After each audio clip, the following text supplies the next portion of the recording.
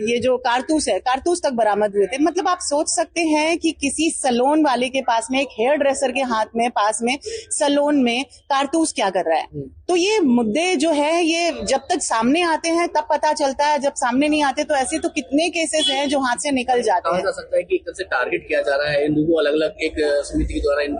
दूसरी बहुत सारी समितियों के द्वारा, एक समिति नहीं बोलूंगी, बहुत सारी समितियों के द्वारा टारगेट किया जा रहा है। और पर्टिकुलर अगर मैं बोलूं, इनके पते ठिकाने मालूम पड़ जाते हैं। जब आपको मालूम पड़ जाता है एक ही जगह से 5-5, 7-7 केस आ रहे हैं, एक ही जगह पे लड़की बरामद की जा रही है, उस जगह पे कुछ नशों का व्यापार भी पता चलता है, इलीगल झुग्गियां हैं जहां पे बांग्लादेशी भी हैं, रोहिंग्याज भी हैं, तो उसके ऊपर सरकार को जब सख्त से सख्त कानून बनाना चाहिए और उसके ऊपर एक्शन लेना चाहिए। क्योंकि एक ही जगह से अगर बार बार केस आ रहे तो उसके ऊपर अगर सरकार कानून अगर इन्वेस्टिगेशन नहीं करती है तो ये विचारणीय विषय होता है। मैडम, आप एक महिला है, अगर बात की जाए इस केस में ये आया कि जो लड़की है वो अपनी सहमति से वहां गई है, तो कितना कठिन हो जाता है कि इस चीज को क्लियर करना। देखिए, अगर माँ बाप को भी नहीं पता, जिन्होंने 18 साल बच्ची को पाला है, बच्चे के मुंह के एक्सप्रेशन से माँ बाप समझ जाते हैं कि बच्ची क्या चाहती है। अगर उस बच्ची को कभी माँ बाप के सामने ही नहीं लाया गया, माँ बाप जिसने 18 साल 19 साल बच्ची को पाला, वो माँ बाप किस तरह से